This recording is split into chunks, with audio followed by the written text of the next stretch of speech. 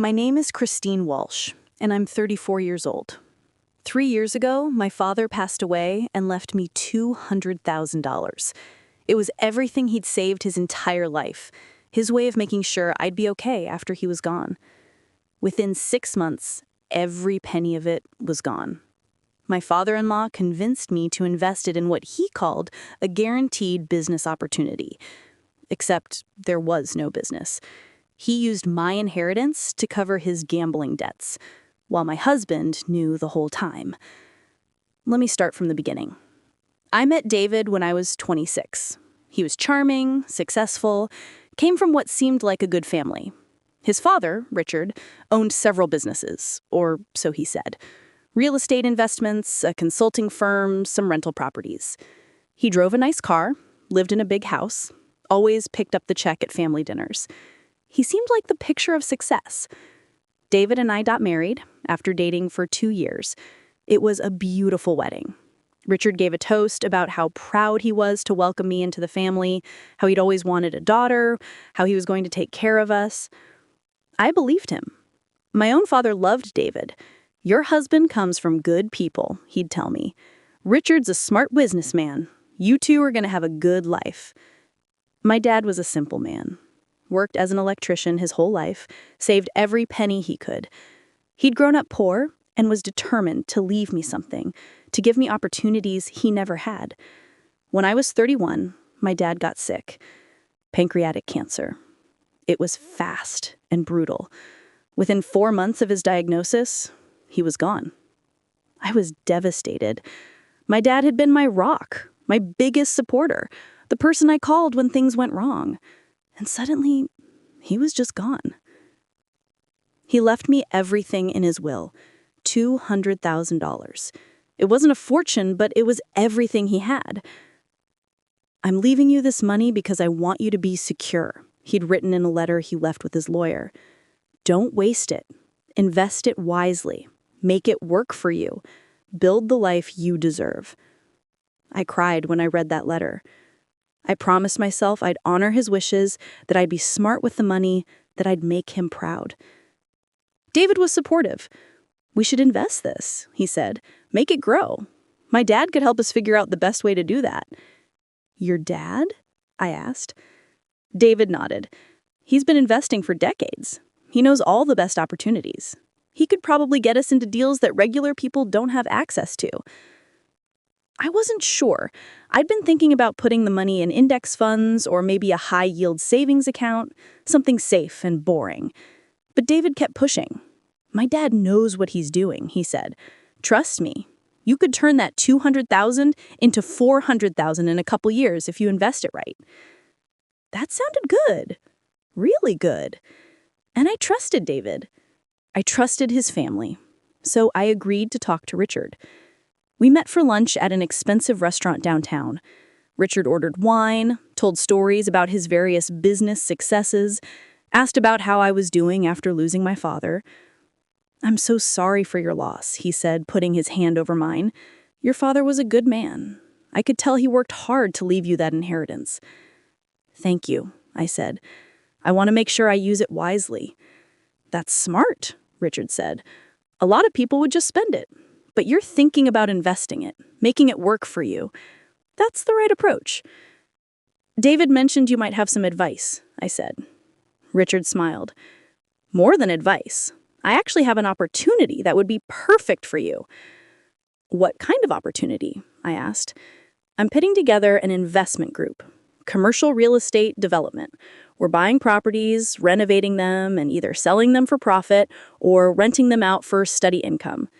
The returns are incredible. We're talking 20 to 30% annually." That seemed high. "Is that normal?" I asked. "For commercial real estate?"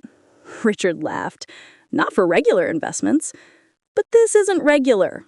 I have connections, developers, contractors, city officials. I can get deals that other people don't have access to. I've been doing this for 20 years. Some of my investors have tripled their money."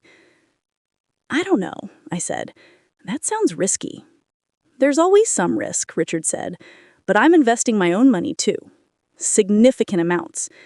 I wouldn't put my family's financial security on the line if I wasn't confident. He leaned forward. Christine, I think of you as a daughter. I would never steer you wrong. This is the real deal. A chance to set yourself up for life. David jumped in. We should do it. If my dad says it's good, it's good. How much would I need to invest? I asked. The minimum buy-in is $100,000, but I'd recommend you put in the full $200,000. The returns will be much better, and you'll have a bigger stake in the profits. $200,000. My entire inheritance. It felt like a lot. Can I think about it? I asked. Of course, Richard said, but I need to know by the end of the week. We're closing this round of investment on Friday. If you want in, you'll need to decide soon. That week, David kept bringing it up.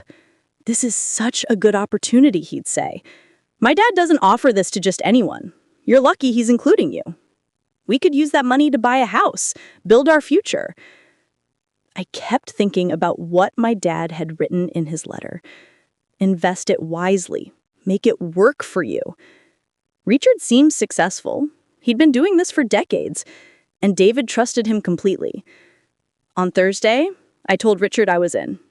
I'd invest the full $200,000. Excellent choice, he said. You won't regret this. I'm going to take good care of your money. He had me sign some papers. Investment agreements, partnership documents, all very official looking. He explained that the returns would start coming in after the first quarter, that I'd get monthly statements showing how my investment was performing, that I could pull out after the first year if I wanted to, but the real money came from staying in long term. I transferred the money the next day. $200,000.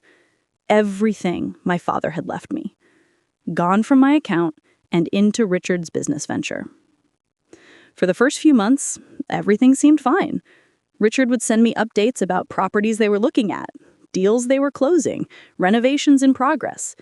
The emails were detailed and professional. Everything looked legitimate. Then the monthly statements started arriving. They showed my investment was performing well, up 8% the first month, 12% the second month.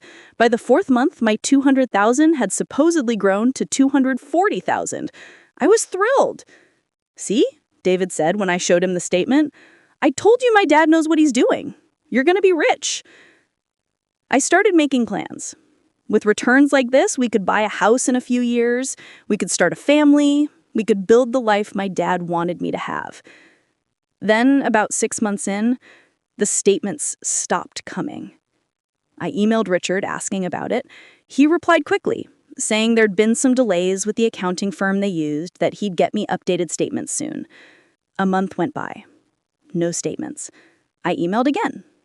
Richard said they were dealing with some unexpected costs on one of the properties, but everything was fine, not to worry. Another month, still nothing. I started to feel uneasy. I told David I wanted to withdraw my investment, at least temporarily, until I could see real proof of how the money was being used. David got defensive. You're going to insult my dad by pulling out? He asked, after he gave you this opportunity? It's my money, I said. I have a right to know where it is and how it's being used. It's in real estate.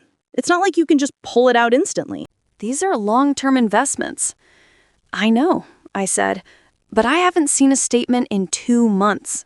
I just want updated information. I'll talk to him, David said, but I didn't hear anything for another week.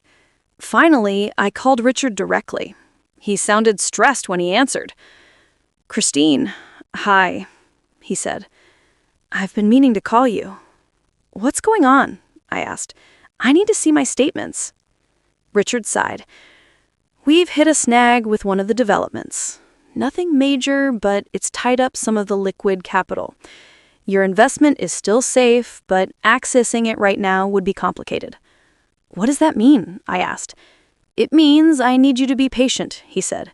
Give me another quarter to sort this out and you'll be back on track. I don't want to wait another quarter, I said. I want my money back. Richard's tone changed, got sharp. You signed a contract, he said. You agreed to a minimum 12-month investment period. We're only at month 7. You can't withdraw yet. I was starting to panic. "But you said I could pull out after the first year." "That's still true," he said, "but we're not there yet. You need to wait." Over the next few months, I kept trying to get information. Richard stopped responding to my emails. When I called, he wouldn't pick up. David kept making excuses for him. "He's busy. He's dealing with a lot. Just be patient." When the 12-month mark hit, I demanded my money back. Richard finally agreed to meet with me. We met at the same restaurant where we'd had lunch a year earlier. He looked terrible, tired, stressed, older somehow. "I need my money," I told him as soon as we sat down. "All of it." "Christine, I need to be honest with you," he said. "There is a problem."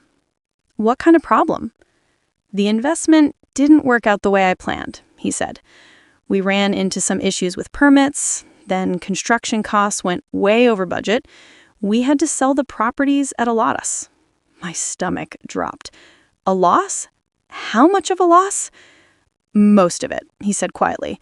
"Your $200,000 is down to about $30,000. I felt like I couldn't breathe. $30,000? Out of 200? That's not possible. "It happened," he said. "I'm sorry. Real estate is unpredictable. Sometimes deals go bad." "You said this was guaranteed," I said. "You said you'd been doing this for 20 years, that you were investing your own money too." "I did invest my own money," he said. "I lost that too. We all took a hit." I started crying right there in the restaurant. That was my inheritance. That was everything my father left me. He saved that money his whole life. "I know," Richard said, "and I'm so sorry. I really thought this would work out." "When can I get the $30,000 that's left?" I asked. There was a long pause. Richard wouldn't look at me. "That's gonna be tricky," he said. "What does that mean?" "The money is tied up in paying off contractors and legal fees," he said. "It could be a year or more before we can liquidate and distribute what's left." "A year? I can't wait a year. I need that money now." "I don't have it to give you," Richard said flatly. "So what am I supposed to do?" I asked. "I gave you $200,000, and you're telling me it's just gone?" Richard stood up.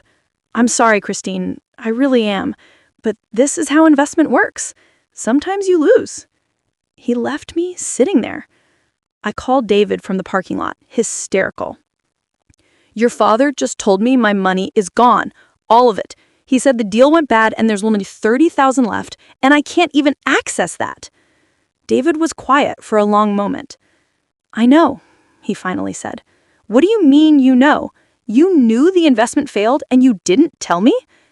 "I didn't want to upset you," he said. "My dad's been trying to figure it out." "There's nothing to figure out," I screamed. "My inheritance is gone." "I'm sorry," David said, "but you knew there were risks when you invested." "Not risks like this. Your father said it was guaranteed. He said he was investing his own money." "About that," David said slowly, "there was no real estate investment." My heart stopped. "What?" "My dad's been having some financial problems. Gambling debts. He's in deep with some people. He needed money to pay them off. So he created this fake investment opportunity and took money from family and friends." "Your father scammed me?" I asked. "He scammed everyone," David said. "My mom, my aunt, some of his business associates. You weren't the only one." "And you knew," I said. "You knew there was no real investment and you let me give him my money?" "I thought he'd be able to pay it back," David said quietly. "I thought if I helped him get through this, he'd turn things around and no one would have to know." "You let him steal my dead father's money," I said. "You helped him." "I'm sorry," David said. "I didn't know what else to do. He's my dad." "Get out," I said. "What?" "Get out of the apartment. Pack your things and leave right now." "Christine, let's talk about this." "There's nothing to talk about. You and your father stole from me. You betrayed me. We're done." I went to a lawyer the next day. They told me what Richard did was fraud. Clear-cut fraud. I could press criminal charges and sue him in civil court for the money. "Do it," I said. "Both. The criminal investigation took months. During that time, I found out I wasn't Richard's only victim. He'd taken money from at least 6 other people, over $1 million total. All of it went to paying off gambling debts at various casinos. He hadn't invested a penny of it. The fake statements he'd sent me, completely fabricated, created in Excel and emailed to make us think our money was growing. The partnership documents, worthless paper with no legal entity behind them. Richard was arrested 6 months after I filed charges. He was charged with wire fraud, theft by deception, and several other counts. The evidence was overwhelming. He pled guilty to avoid a trial. The judge sentenced him to 8 years in prison and ordered him to pay restitution to all his victims. But here's the thing about restitution. You can't get blood from a stone. Richard had nothing. No assets, no savings, no way to pay anyone back. The casinos had gotten everything. I got a restitution order for $200,000. On paper, Richard owes me that money. In reality, I'll never see it. He's in prison making 20 cents an hour in the prison laundry.